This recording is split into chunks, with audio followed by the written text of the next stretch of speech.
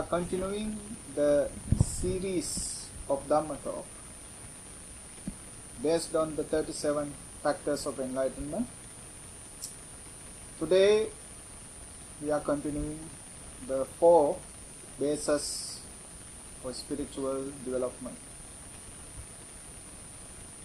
Now,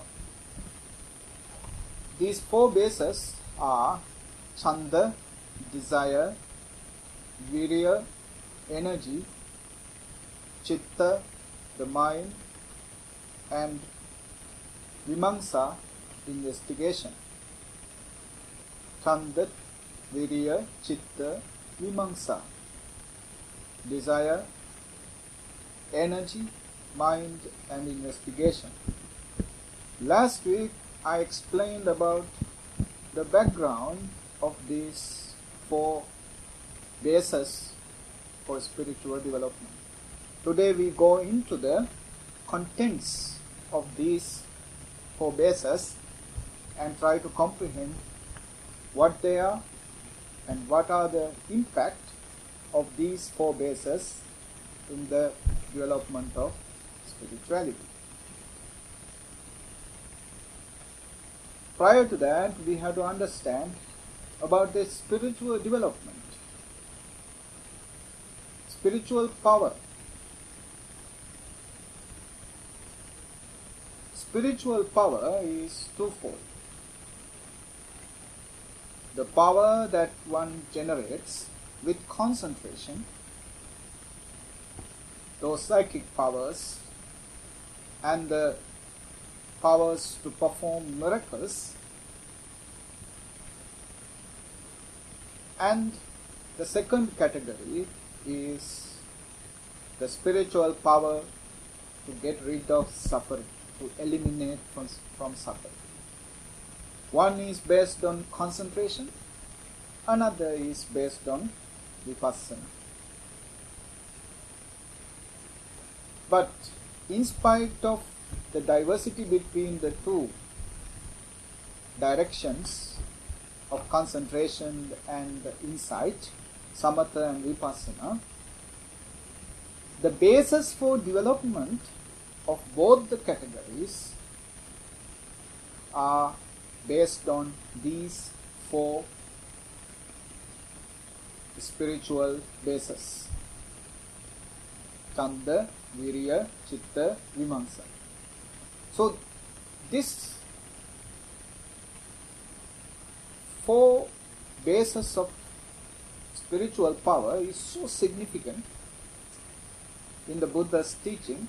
The Buddha says there will be no arahants, there will be no enlightenment without the development on these 4 powers of spirituality. And there were no saints in the past who meditated and developed the spiritual powers without the support of these 4 bases. And these 4 bases are directly connected with the middle path, which is the path, which is the technique one who follows for nibbāṇa. So the spiritual power in Buddhism is twofold. One is to have spiritual powers of something called the miraculous powers, ability of performing the miracles. Now in Samyutta Nikaya, they have given a vivid explanation on these spiritual powers. In one of the suttas, Buddha says, when the 4 bases for spiritual power have been developed and cultivated in this way, a bhikkhu wields the various kinds of spiritual power. Having been one, he becomes many. Having been many, he becomes one. He becomes and appears and vanishes. He goes unhindered through a wall, through a rampart, through a mountain, or through any obstacle, as though he is going through space. He dives in and out of the earth as though it were water. He walks on water without sinking as though it were earth. Seated cross-legged, he travels in space like a bird. With his hand he touches and strokes the moon and sun, so powerful and mighty. He exercises mastery with the body as far as the Brahma world. Various types of spiritual abilities are generated. That is the first one. The second one, when the four bases for spiritual power have been developed and cultivated in this way, a bhikkhu with the divine ear element, which is purified and surpasses the human, hears both kinds of sounds, the divine and human, those that are far as well as near. This is about the divine ear, Dibbha Chakku. Then again Buddha says, when the four bases for spiritual power have been developed and cultivated in this way, a bhikkhu understands the mind of other beings and persons. Having encompassed them with his own mind, he understands a mind with lust as a mind with lust, a mind without lust as a mind without lust, a mind with hatred as a mind with hatred, a mind without hatred as a mind without hatred, a mind with delusion as a mind with delusion, and a mind without delusion as a mind without delusion. He understands others' minds with the help of the development of spiritual powers. Again, another power, another ability. A bhikkhu recollects his manifold past lives. That is, one birth, two births, three births, four births, etc. Many eons of world contraction, many eons of world expansion, many eons of world contraction and expansion. There I was so named, of such a clan, with such an appearance, such was my food, such was my experience of pleasure and pain, such my life span. Passing away from there, I was reborn elsewhere. Thus he recollects his manifold past abodes with their modes and details. That is to remember the past lives, Pubbē Nivāsānussati Ñāna. Again, with the divine eye which is purified and surpasses the human, he sees beings passing away and being reborn, inferior and superior, beautiful and ugly, fortunate and unfortunate.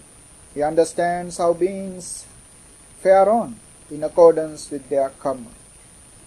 These beings who engaged in misconduct of body, speech and mind, who reviled the noble ones, had held wrong view and undertook actions based on wrong view, with the breakup of the body after death, have been reborn in a state of misery, in a bad destination, in the nether world, in hell. But these beings who engaged in good conduct of body, speech and mind, with the breakup of the body after death, have been reborn in a good destination, in a heavenly world. Thus, with the divine eye, which is purified and surpasses the human. He sees beings passing away and being reborn. This is Dibba Chakku or Chutupapata Jnana. Now, these four types of knowledges, abilities that he generated with the development of concentration. Concentration is the source behind the cultivation of these abilities. Then when he was changing his direction of his meditation to insight, vipassana. Insight or vipassana gives only one capability, one ability. That ability is explained as when the four bases for spiritual power have been developed and cultivated in this way, a bhikkhu, by the destruction of the taints in this very life, enters and dwells in the taintless liberation of mind, liberation by wisdom, realizing it for himself with direct knowledge. The four bases for spiritual power are the sources behind the achievements of concentration, achievements of vipassana. So, Lord Buddha often and constantly encouraged his disciples to cultivate on those four bases, at least a singular base, like canda, desire, or viriya, energy, the mind. If not, vimaṃsa, the investigation. We will try to explain these four separately. For now, let's concentrate on the meaning of this Iddhipāda, Chatu Iddhipāda. This is the Pali term for the four bases for the spiritual power. Iddhi comes from the root ijjhati, meaning to prosper, to succeed, to flourish.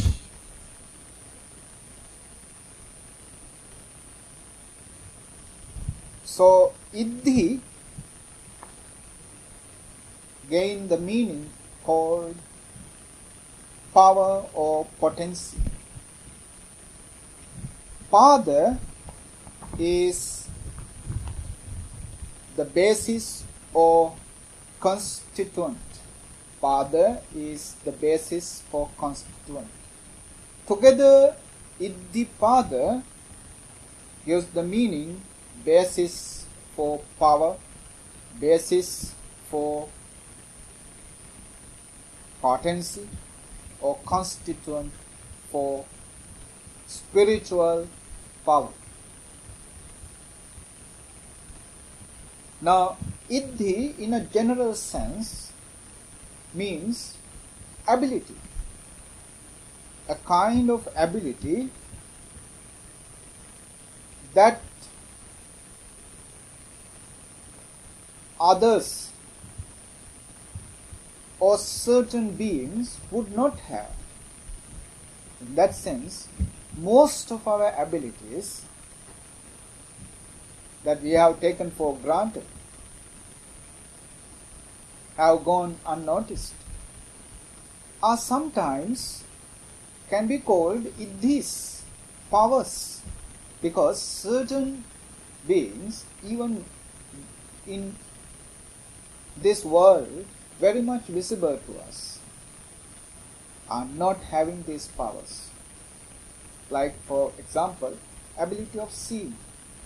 We can see, we can hear, we can talk, we can walk.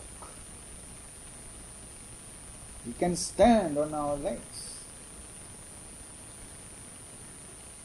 Now, these are abilities we never thought can be put in the category of powers.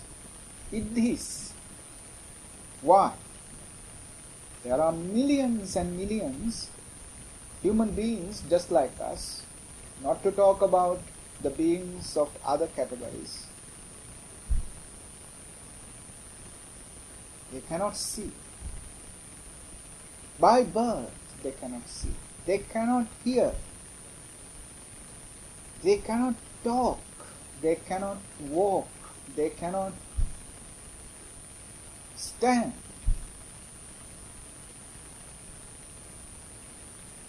So, in comparison with those individuals who doesn't have these abilities, basic abilities, our abilities can be named as iddhis.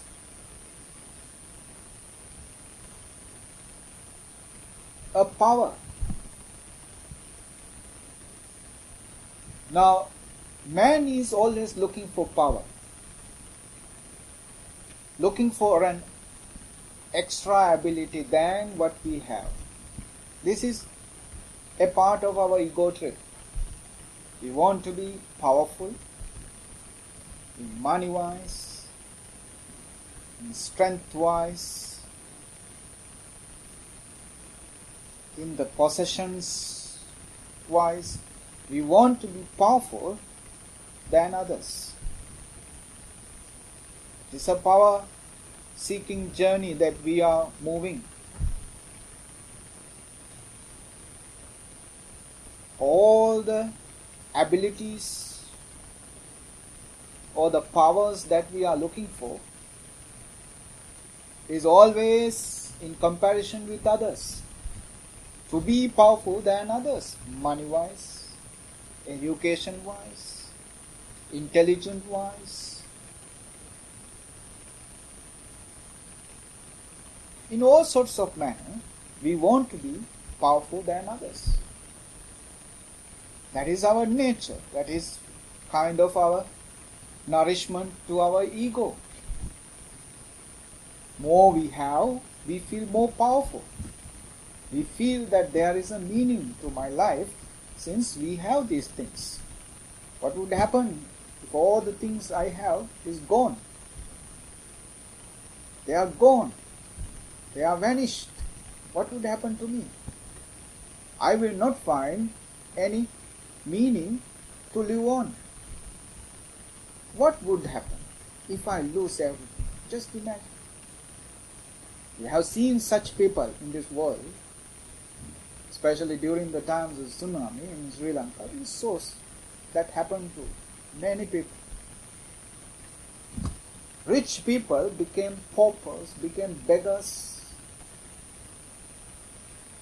In a matter of few minutes, hours, they became beggars.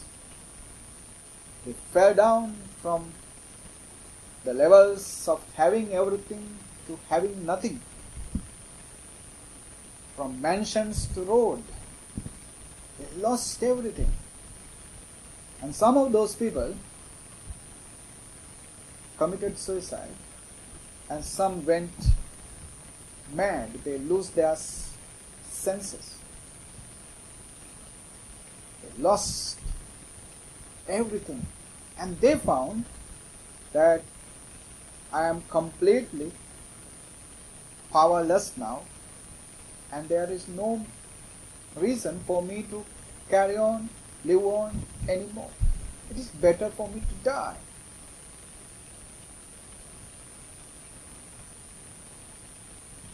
So we are in a trip, seeking more and more power, iddhi.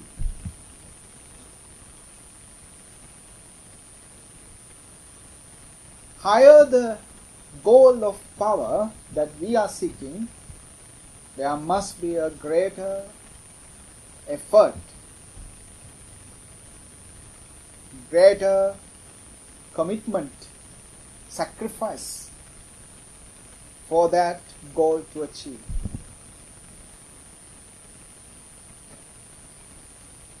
If we have a goal or an aim to achieve, there must be some supportive factors. In the day-to-day life, we are being supported by our parents, by our teachers, by the social causes, social conditions, relatives. There are external organized bodies that support us to achieve that goal. For example,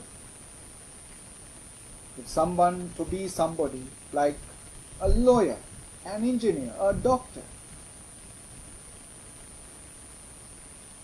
that is a kind of a power. And for that power to achieve, when he reflect back, when he think back, since his birth, how many people, how many conditions, situations supported him to reach there. Not everybody could become doctors, engineers, lawyers. Not everybody can become. The people who had the determination to reach there and the people who got the supportive conditions to reach there only become those people, only become those kinds of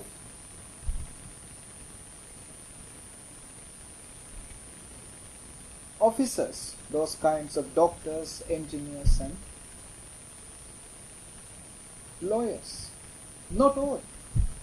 The people who had the determination, had the commitment, sacrifice, and most importantly, the people who got the support, the basis, the background, which is conducive to reach there. So in our day-to-day life, in our general life, in the material sense, for some goal to realize, there are supportive bases. Only the people who have these supportive bases, interior, inner bases, and the external bases, when they have this support, when they got this support, they reach to that goal. And so also it is same for our spiritual goals. Spiritual power to achieve. There must be supportive basis to guide him, to lead him, not to let him collapse on the way, but to achieve the goal. Those spiritual bases which help somebody to achieve the spiritual powers of concentration I just mentioned a while ago, those powers of walking in the sky, walking on water, those kind of power, reading others' minds, remembering the past lives, foreseeing the future lives. These abilities to gain, there must be supportive spiritual basis. And the other way, when somebody develops on the vipassana path, insight, there must be spiritual basis to achieve that final liberation. No matter what the path is,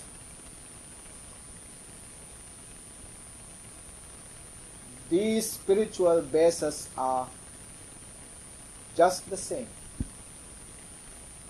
Now in Samyutta Nikaya, Lord Buddha explains these four spiritual bases in a form, in a prepared or accepted formula. He doesn't just say that these are the four spiritual bases or the basis for spiritual power: canda, viriya, citta, vimaṃsa. He just doesn't explain in that kind of brief manner, but in a synthesis with the other necessities. He presents these four bases for spiritual power. He says, the basis for spiritual power that possesses concentration due to desire and volitional formations of striving. I think you get this. The basis for spiritual power that possesses concentration. Now, no spiritual power without concentration. That concentration is being supported by, first, desire, canda. Canda, usually translated as desire or longing, but this is not in a reprehensive manner like greed or raga, lobha, but in a positive and kind of a supportive basis for spiritual development. Canda is kind of a term when it is connected with the unwholesome mental factors, it becomes unwholesome. When canda is connected with the wholesome mental factors, it becomes wholesome. So canda is kind of a mental factor which is not definitively taken aside. Canda is to be explained in accordance with the rest of the mental factors that gathered around it. Right? For example, if a thief creates a canda desire to break into a bank and rob it, then only the unwholesome mental factors are supported. But if somebody develops the canda to learn Dhamma, Buddha's teaching, then the positive, wholesome factors are behind it. It is taken as a wholesome one.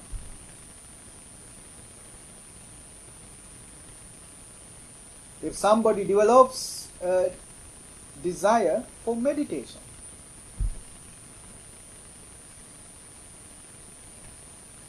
it is not a desire to gain something materially. It is an wholesome desire. So desire is not always unwholesome. For the unwholesome kind of desires, Buddha utilized the terms like lobha, greed, or craving, raga, lust.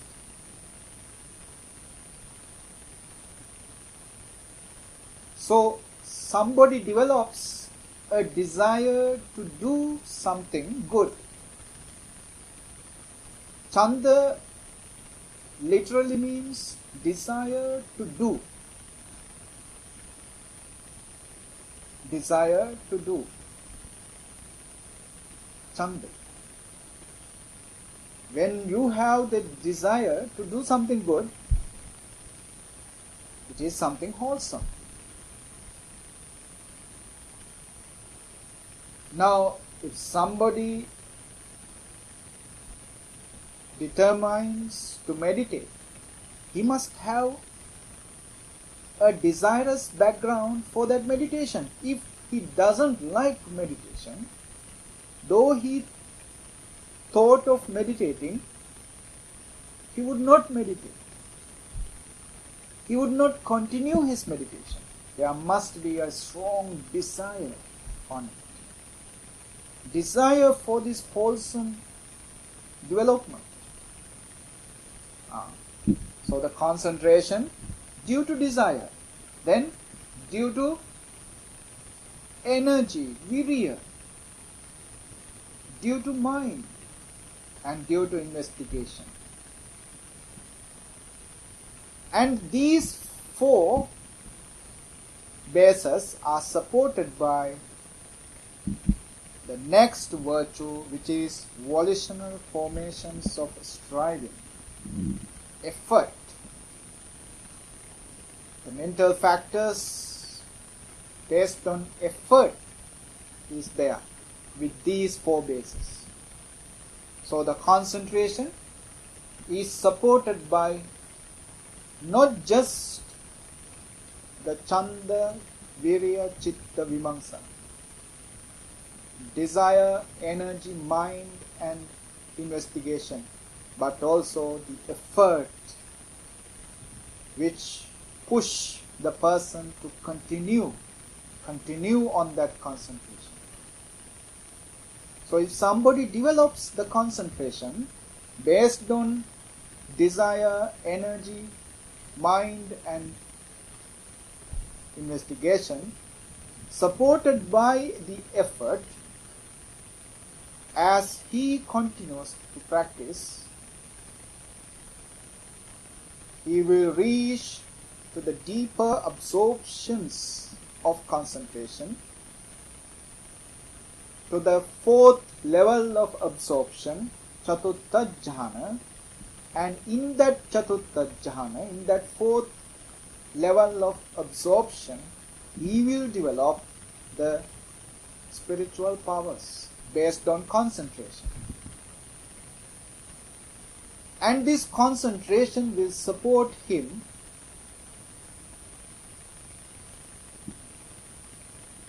to do insight, to vipassana. He can develop vipassana based on the concentration. And when somebody develops this other side of the meditation, then he achieves the permanent liberation. When he develops on vipassana, continue to practice on vipassana, he is going to achieve that permanent liberation, nibbāṇa. Now in Samyutta Nikāya, Buddha says, one can apply these four bases, desire, energy, mind and investigation,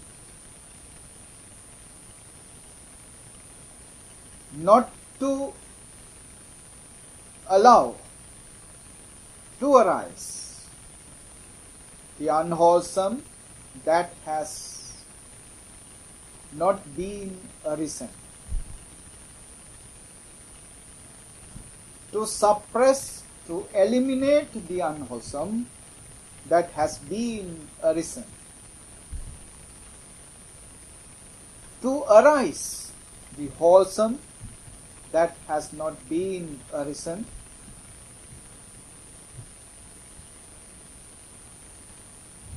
to maintain the wholesome that has been arisen.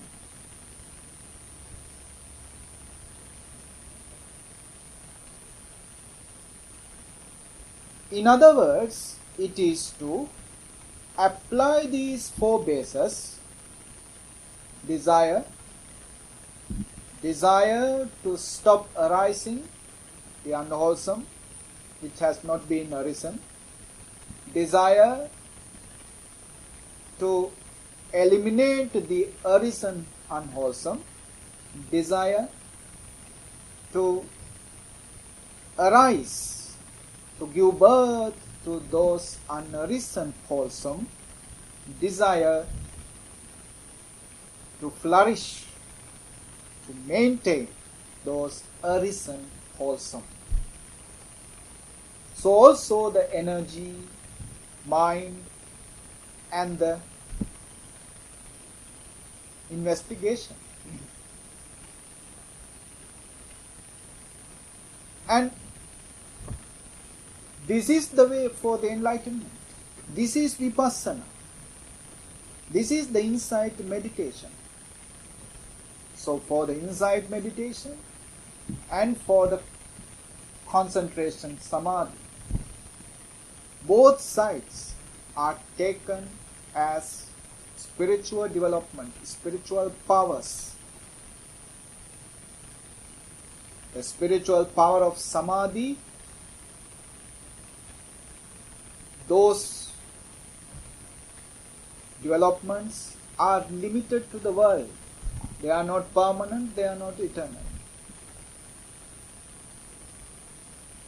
But still, to gain them, one must develop on the four bases of spirituality.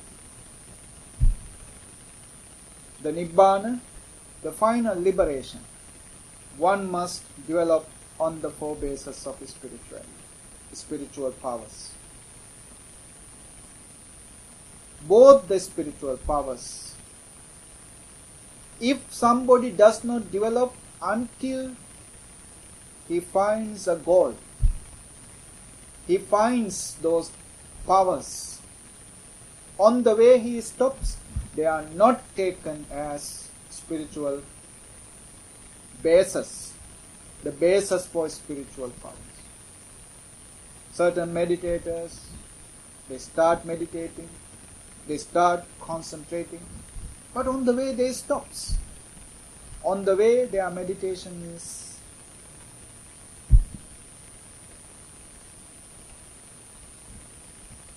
terminated and they fall back into the enjoyment of sense pleasures. Those people who stops on the way without gaining the spiritual powers, for them these four bases are not considered as Iddhipāda, basis for spiritual power.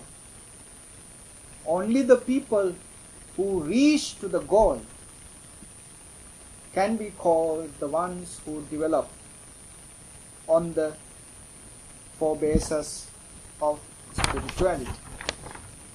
Now, what is canda? Again, it is desire. But this desire should be in the middle path. That's why in canda we say, don't go to the extreme. It should be in the middle path. If somebody goes to the extreme in canda agati we say, that is, he is again losing the right path, losing the correct path. He has to be in the middle. So also the other basis. What is this middle? Neither too slack nor too tense.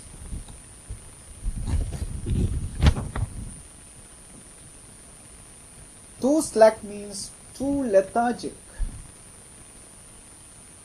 Laziness is invading his mind. Too lazy.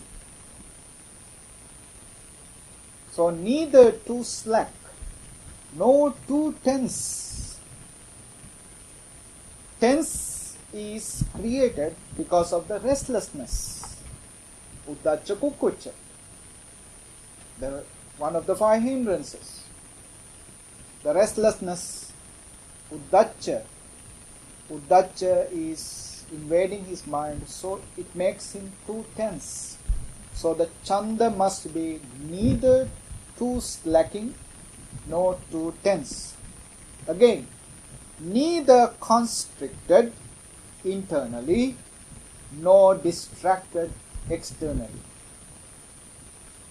Constricted internally because of sloth and topa. Thina niddha. Sloth and topa. Distracted externally, sensual pleasures because of that. So we can see these 5 hindrances are there to either to stop this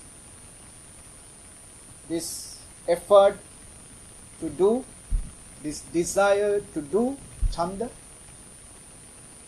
or to make him too agitated and still he is missing the point, he is losing the path.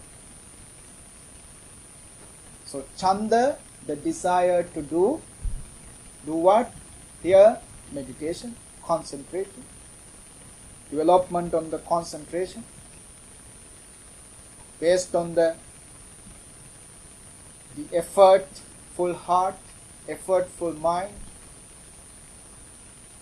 That canda, that desire to do, should not be too slacking and should not be too tense. He is too slacking because of the lethargic and too tense because of the restlessness.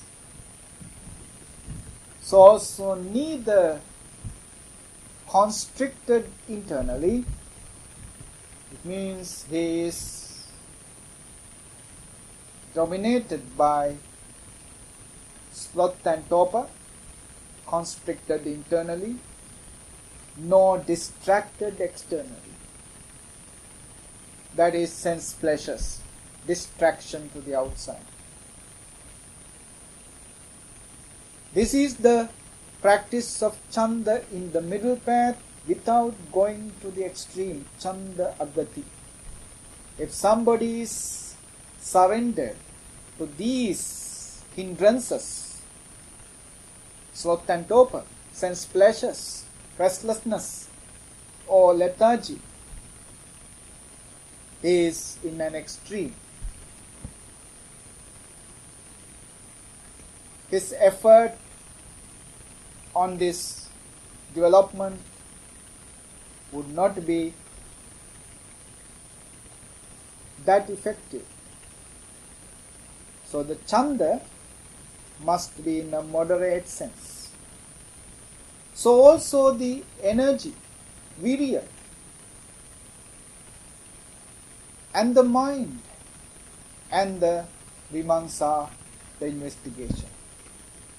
Canda we know, desire to do.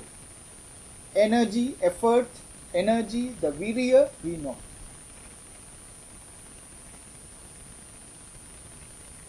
And then what is this mind? The mind which is bent upon. Without changing the mind means without changing the direction that the mind has been bent, turned upon. You can say basically it is intention. Intention to continue. Mind which is bent upon the practice, bent upon the concentration, spiritual development, is the mind that the Buddha talks about. Then comes the investigation, vimaṃsa. It is to comprehend, think about,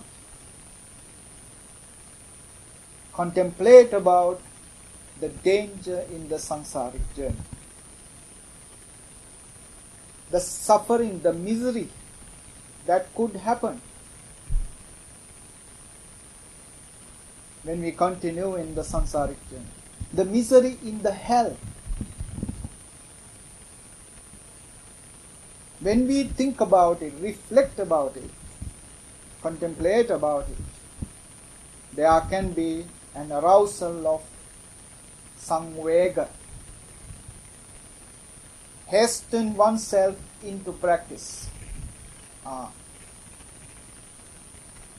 Putting oneself intensely into practice, sacrifice oneself into practice happens with the contemplation on the danger of samsara, danger of this birth and rebirth process.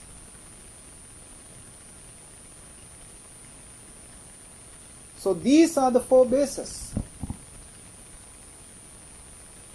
Canda, viriya, citta, and vimaṃsa. All these bases are nothing but parts of the consciousness which is absolutely directed towards the spiritual powers. Buddha says, one no need to worry about developing all these four bases for spiritual powers. One is suffice, one is enough. If you have the canda, that is good enough. That itself will support his spiritual cultivation to gain the spiritual powers. That would be suffice. If not canda, then viriya, the energy, or the vimaṃsa, investigation. So, assuming any of these four bases for spiritual power and transforming oneself into the path, into the spiritual path, one has to work upon it continuously, repeatedly. When one develops a certain spiritual power in this life, and that the spiritual power will not die when the body dies. That spiritual power will follow, because it is part of your inner being. You are transformed with it. What is connected with your inner being, the consciousness, will follow with you, come with you. What is belong to the physical body and everything else, they will remain behind. But if something is connected with the spirituality, it will not left behind. It will follow you. That is how bodhisattvas are arisen on this earth. Bodhisattvas are just like us. They are not divine beings who came onto this earth as some kind of specifically arisen ones, as somebody who born on a lotus or something. No, they are just human beings, just like us. But seeing the danger in this unending round of birth and death, with that wisdom they started developing the basis, the foundations for their spiritual upliftment. Life after life they develop. These 4 bases for spiritual power. Life after life. It says the Gautama, the Bodhisattva, he was practicing for 400,000 incalculable eons prior to his final liberation as the Buddha, the perfect, 2,500 years back. 400,000 incalculable eons. How many lifetimes he must have been practicing, developing step by step, step by step. We say he fulfilled the 10 perfections in triple manner, parami, upaparami, paramatta parami. To the ultimate sense, paramatta, to the ultimate sense he fulfilled those 10 paramis. And that fulfillment can be included in the development of these 4 bases for spiritual power. Canda, viriya, citta, vimaṃsa. Canda, the desire to do. Viriya, the energy. Citta, the mind. And vimaṃsa, the investigation. So this is what I wanted to explain in this Dhamma talk. We are continuing the series based on the 37 enlightenment factors. Today we complete one of the very significant category of these enlightenment factors called the 4 bases for spiritual power. Canda, viriya, citta,